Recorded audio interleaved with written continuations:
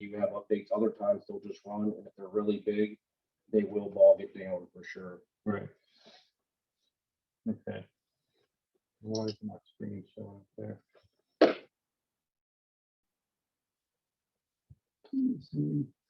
Betsy, can you hear me? You're muted. You're still muted. Okay. I said that it sounds muffled. I have a mask on. Okay, Can you hear me better now? that's much better. All right, now I'm in front of the Ascendo now. But all right. Just trying to get it on the screen. Mm-hmm. Everybody's being admitted. Okay, I have to get off now, but you call Chris. He's over there. He can help. Bye-bye.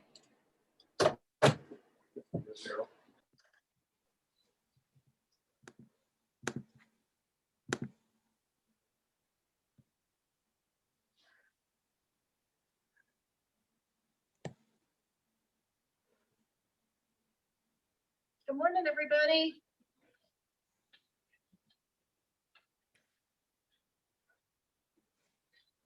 Good morning.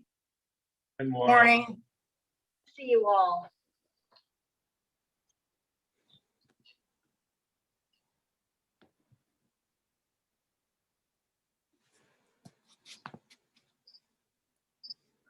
We'll get started here in a few seconds. Everybody hear us okay? See us okay? All right.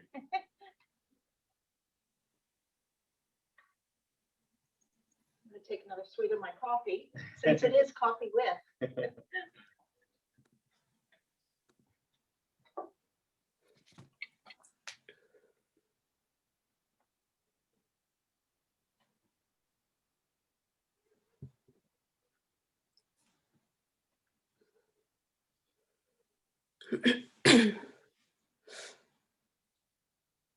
All right. You want to get started, Dr. Right. Welcome, everybody, to our last Coffee with the President and Principal for the school year.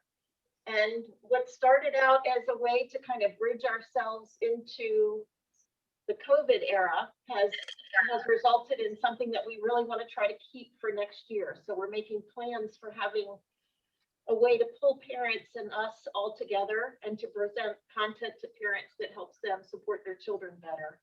And today is a good example of some of that presentation that we want to offer to you. And I'll talk to you about that in a minute.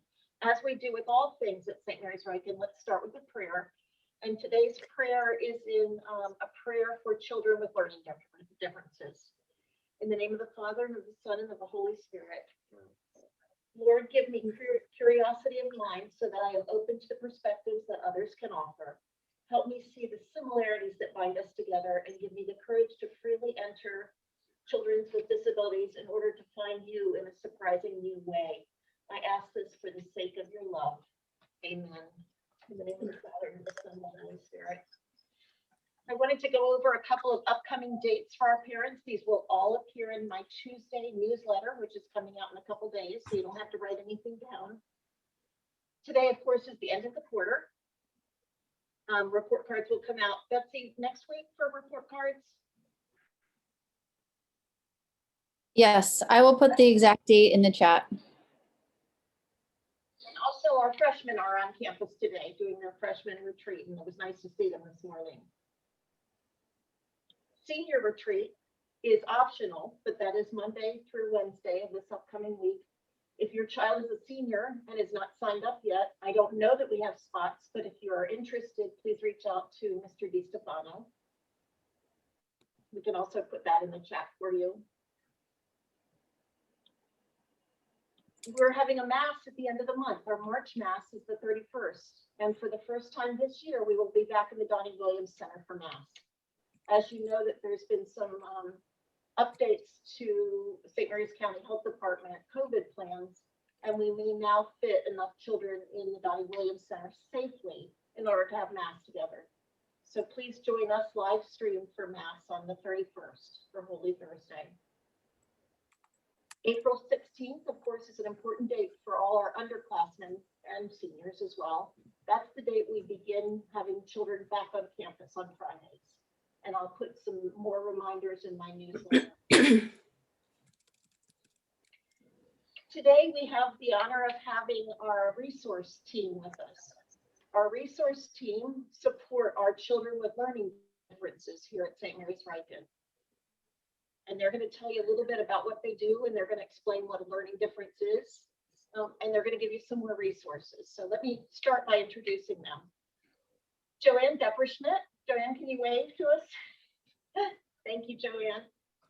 Joanne has been at St. Mary's Riken since 2009. She came to us from the St. Mary's County Public School System. And so we have the luxury of having all that information and those connections with the St. Mary's County Public School System, which she calls on pretty regularly in terms of testing and that kind of thing. It also helps us understand better the children that we're getting from the public school system into St. Mary's Riken. She has a master's in special education from Catholic University. Her undergraduate degree is from Florida State, and she's a certified teacher, grades K through 12. She is also the proud parent of 3 successful SMR grads. With us also today is Charles Woolridge. He's a resource specialist also in the same office. Charles is a DeMatha Catholic High School grad. He has a degree in sociology and social work from Rutgers University, and he has 9 years of experience working with children with learning differences. And finally, Sarah Forte. She's a resource specialist also. Thanks, Sarah. She has a degree from Franciscan University in Steubenville. She's dual licensed in early childhood ed and special education K through 12 with an endorsement in reading. She began working at St. Mary's Riken in 2018, and she has a master's in education also from Franciscan. Thank you so much, Sarah, Joanne, and Charles for joining us today. I'll give the floor to you. All right, Dr. Wood, I believe that you need to enable screen sharing for me Yes, coming up. so I can share our PowerPoint with everybody. I also want to say while we're doing that, if you have an interest in this topic, if your child has a learning difference, at noon today on our Friday Enrichment series, Dr. Ann Nettler, she's the Director of Student Disability Services at Delaware State. She's going to talk with parents at noon about helping your child make the transition from high school to college and what you can expect in terms of college support. And that's at noon today, and we can put that link in the chat box as well. Sarah. All right, is everyone able to see my screen? Good. Yes. Okay. All right, so before we get started, we wanted to talk about the disabilities that we mostly serve here at St. Mary's Riken. So you can see them on the screen now. We serve a lot of students with reading, writing, and math learning differences, processing disorders, ADHD, various medical conditions, and autism spectrum disorder. So before we kind of get into the details of these disabilities and how we serve them here at our school, we wanted to go through a couple of common myths about learning disabilities and the facts about them, because there can be a lot of misunderstandings about learning disabilities. So the first is that people with learning disabilities have low IQs. And this is simply not true. They're not caused by having a low IQ. Often people with learning disabilities have average or above average intelligence. The way that they learn is just different, and the way that they express that learning to others is different. So they require more support to achieve those high levels of learning and to express their intelligence to others. Our second myth is that children with learning disabilities are lazy or unmotivated. But this is not true either. Children with learning disabilities often struggle and work just as hard, if not harder, than others in their class. Without the proper support, however, these students can develop a low self-esteem and a negative attitude towards school. And I think sometimes that can come across as being unmotivated and really struggling, working hard. Are that learning disabilities are not common. Actually, between 8 to 10% of students under 18 may have a learning disability. It might not just be diagnosed yet. Another myth is that learning disabilities affect boys more than girls. And this myth kind of has something to do with identification as well. Typically, more boys are diagnosed with learning disabilities, but it's estimated that they affect boys and girls equally. It might just be that girls can kind of fly under the radar more. They need closer observation and intervention in order to have their disabilities noticed and properly diagnosed. Well, if that's not what a learning disability is, then what is it? A learning disability is a neurological disorder which results from the difference in a way a person's brain is wired. So it's a perception in the brain that's different than other children. Children with learning disabilities may have difficulty with reading, writing, spelling, remembering, reasoning, and organization. Here are some facts about learning disabilities.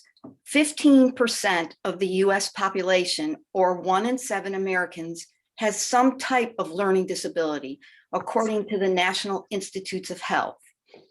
Difficulty with reading and language skills are the most common learning disabilities.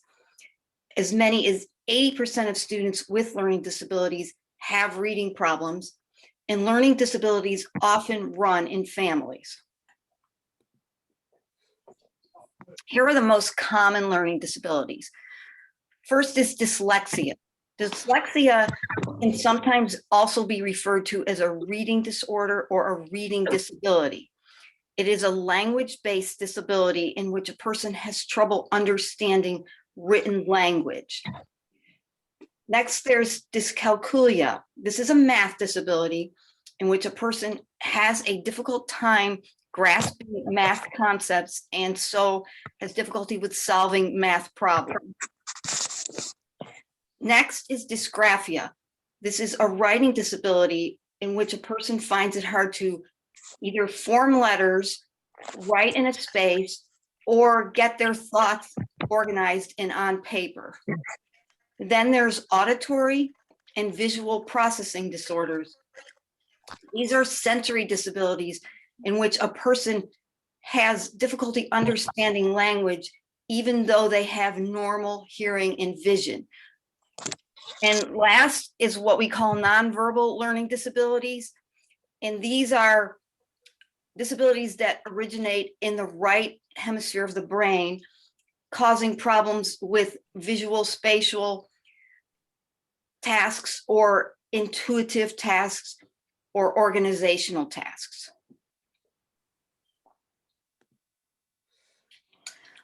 Here are some of the most common symptoms of learning disabilities.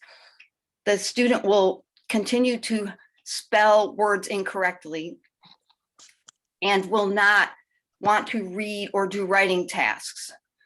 They will have trouble summarizing information and difficulty answering open-ended questions on tests. They most often have weak memory skills, work very slowly, and have difficulty with abstract concepts.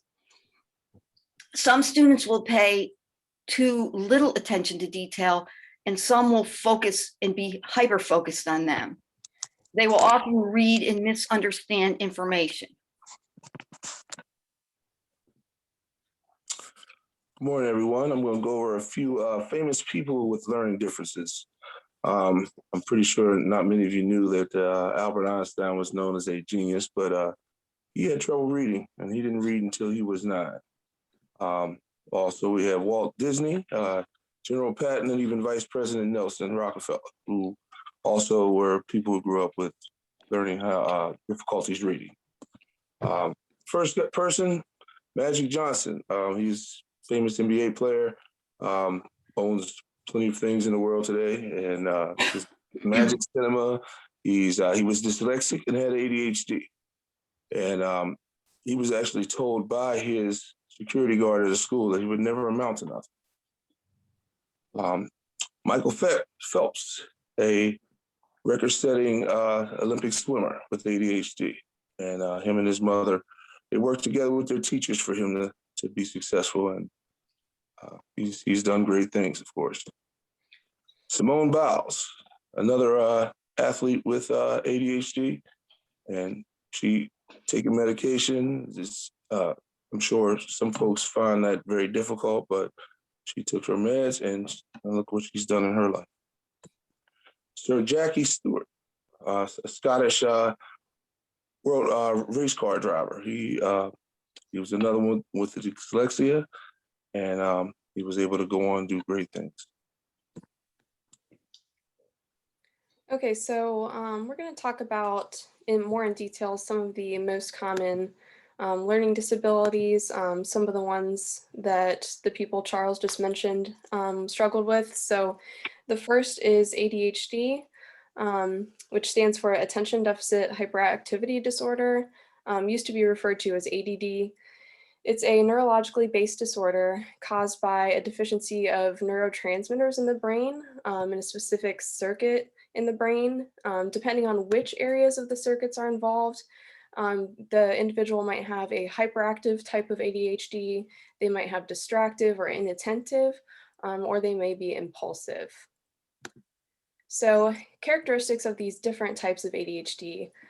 Students who are hyperactive, they might be up and down, they might be fidgety, squirmy, or they might only have fidgety hand movements, and they're very easily distracted to sound inputs, visual inputs, or just their own internal thoughts. Impulsivity might involve speaking before thinking. In the classroom, this might look like interrupting or calling out, acting before they think. And there can be many reasons for these three behaviors, including anxiety or depression. So often the diagnosis is not always easy for ADHD. The second one I want to talk about is autism, also called autism spectrum disorder, ASD. And this refers to a broad range of conditions. That's why it's called a spectrum. But they're all characterized by difficulties with social skills, repetitive behaviors, speech, and nonverbal communication. There can be several factors influencing the development of autism. We don't know exactly what causes it. It's also often accompanied by sensory sensitivities and medical issues. It can also be accompanied by mental health challenges, such as anxiety, depression, and attention issues. So according to the CDC, autism affects an estimated 1 in 54 children in the United States today. Like I said, it's a spectrum disorder. There's not one type of autism, but many subtypes. They're mostly influenced by a combination of genetic and environmental factors. And once again, because it is a spectrum, each person with autism is different. They have their own distinct strengths and challenges. The way that they learn, think, and problem solve can range from highly skilled to severely challenged, which means that some people with autism might require some significant support in their daily lives, while others can, live entirely independently and they might need less support. How does St. Mary's Riken support these students that have academic needs? The first thing that we do is every student who has a diagnosed learning disability, autism, or medical condition is eligible to receive a student accommodation plan. The information on the plan is based on educational testing, input from the student's parents, and a discussion of the student's individual needs. Once the student's plan is in place, they may keep it through their senior year with updates as we get new information.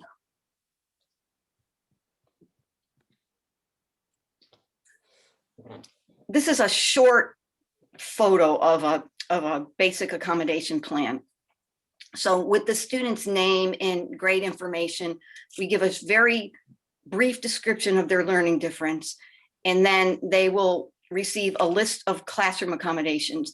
Most common are reception of a study guide, priority seating, which means close to the front or away from distractions, and they will be allowed extra time for in-class assignments. Besides classroom accommodations, they are allowed extra time for homework. And ideally, the student should be in communication with the teacher to work out the details or ask for modifications before the assignment is due. And then we provide testing accommodations. They will receive extended time, 50%, which is time and a half, and they may test in their classroom or they may test in a different location, usually the resource room or with a counselor if the classroom environment is too distracting for them. The next way we support our students is that we provide a daily resource period for all grade levels. So it is a discussion between the parent and either me or Ms. Forte or Mr. Woolridge, whether they would like to have that resource period. And during that time, they have a chance to learn a little bit more about study skills, practice their reading and writing skills, and learn more about taking tests successfully. We also spend a lot of time organizing work for the week, and they can receive help on work that they don't really know how to do, or they can just get a jump start on their homework. We also offer assistance to apply for College Board exams, such as the PSAT, SAT, and AP exams. And the accommodations most commonly given are extended time, testing with a small group, and for students that have a writing disability, they can type their essays on a computer.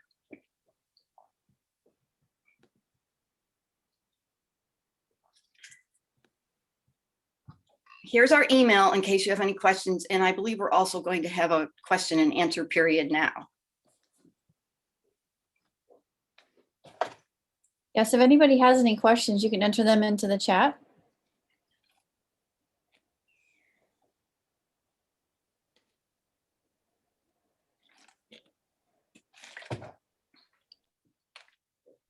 Joanne, I'd also like to add that this, you help for this plan to follow them to college too. So every college has a resource department just like we do, where they can transfer their accommodation plans to the colleges and get the similar support at the colleges. And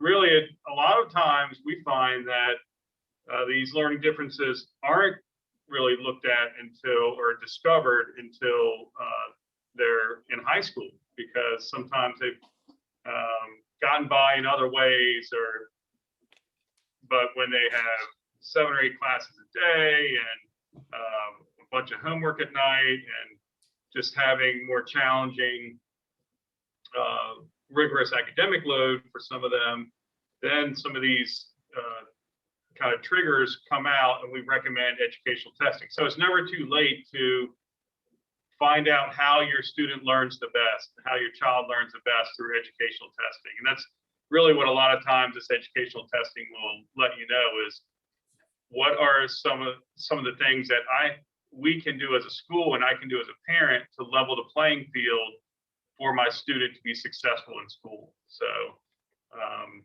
it's about 10% of our students, about 70 students here, have documented learning differences. So it's something that we definitely support and definitely know students can be successful with that support.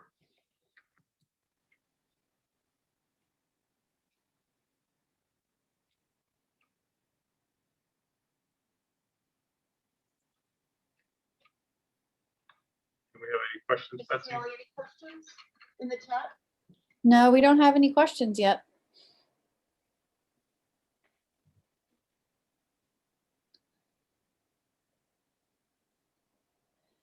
We have one parent who's praising the resource team, saying that they do an amazing job.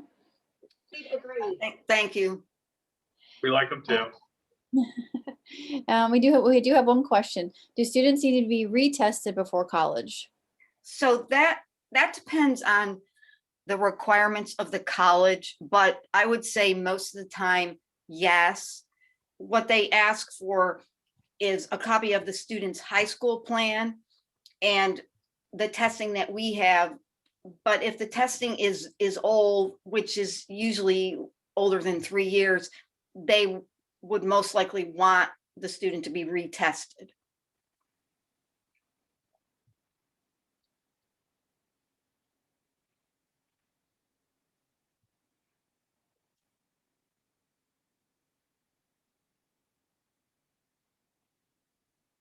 Okay, we have a question here. There is much evidence to support the position that the traditional classroom environment is not well suited to content delivery for teen boys, especially in 90-minute blocks. Has this been considered as a driver to return to the schedule that we had previous to this year?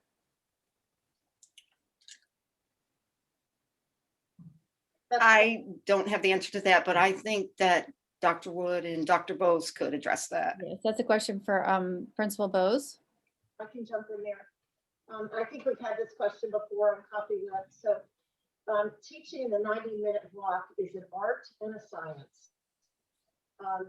And we should not put a child in a position or an adult in a place where they're sitting in a desk for 90 minutes straight doing one task without breaks.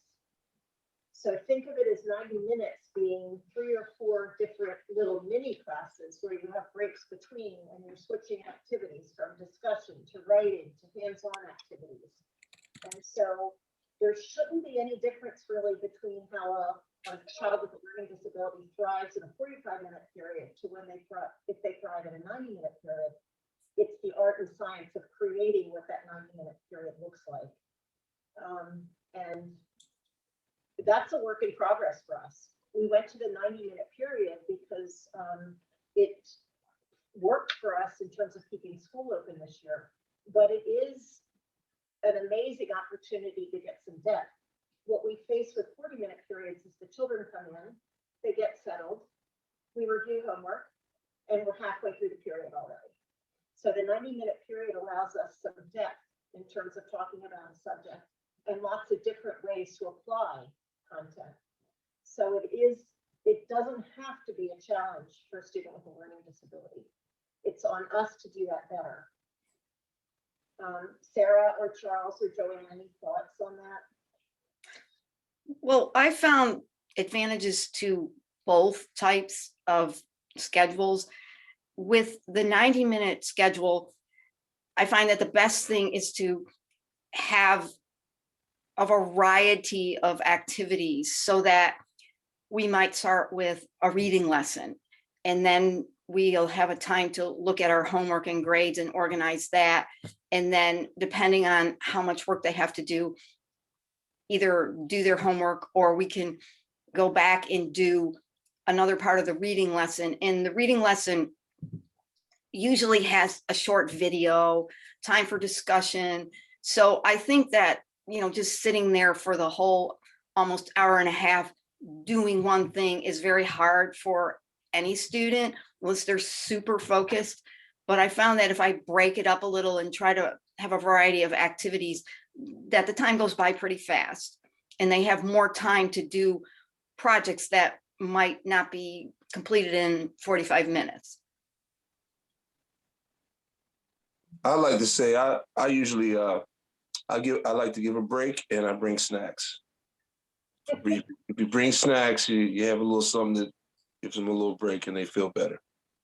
And that's best practice even for adults. None of us like sitting and doing one thing for 90 minutes. That's the right track. So we have worked with teachers on what we call brain breaks. So taking something totally different and practicing it for about 5 minutes as a brain break and then going back to the work. It's an excellent question. I could talk about it forever.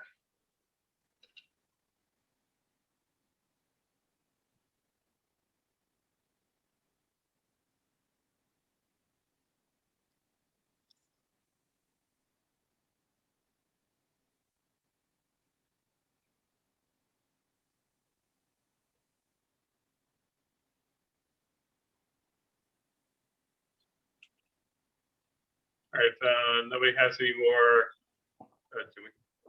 any Mrs. questions? Haley, Dr. Wood and I can't see the chat if you have, you're on mute. Sorry, I was on mute. No, we don't have any other questions. Just wanted to thank Joanne and Sarah and Charles for their work and their continued work with our students. But if anybody has any general questions about the school, or we can open it up to that also.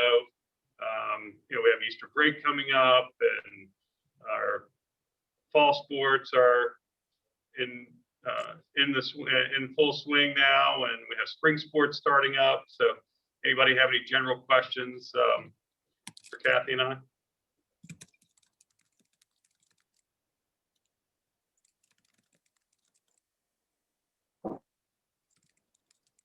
I can also remind you that the noon Friday enrichment today is the college half of this.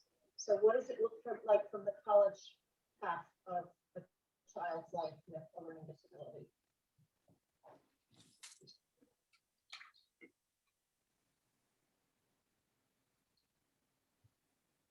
Is it possible I can ask a question about the upcoming gala?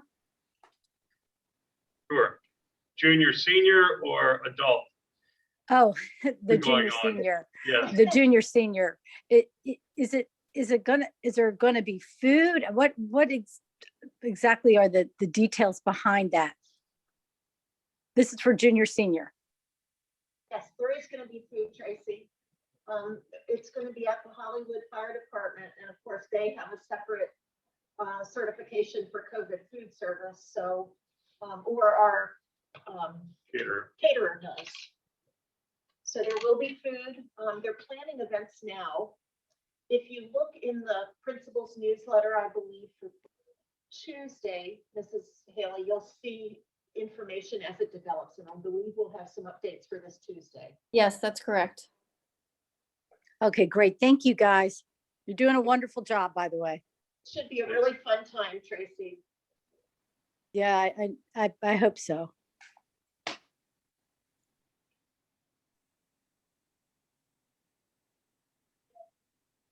Thank you.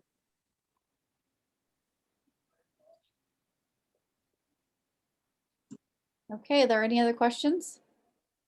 I did just see one, Betsy. I can't read it all. It's about returning to campus after spring. Oh, yes, thank you. Can you talk about students returning to campus after spring break in regards to COVID? Good question. So in my last principal's newsletter, we put out a little link, a survey to let us know if you were predicting that your family would be traveling over spring break. And putting your information in that survey allows us to reach out for you and coach you through what you might expect. The quarantine guidelines have been relaxed a great deal since our Christmas break. So there are some states that have low enough infection rates that you can travel to and will not have to quarantine. So we will run that link again in my Tuesday newsletter. And filling that out means that one of us will call you and just make sure you know what your expectations are in terms of quarantine when you get back. And as we have done all year, your child would simply move to virtual learning until quarantine was over. If your question was about it, if that didn't answer, put another question in the chat for me.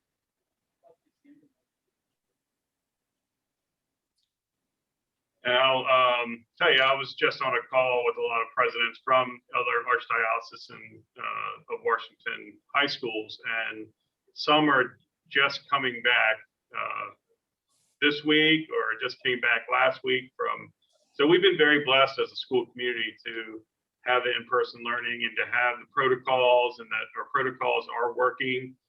So it's been a great team effort from parents and students and faculty and staff, and to be diligent about this. So we appreciate all that you've done to follow the guidelines that we put out there. And like I said, a lot of the schools, they're just stepping foot on their campus this week, or some even after spring break.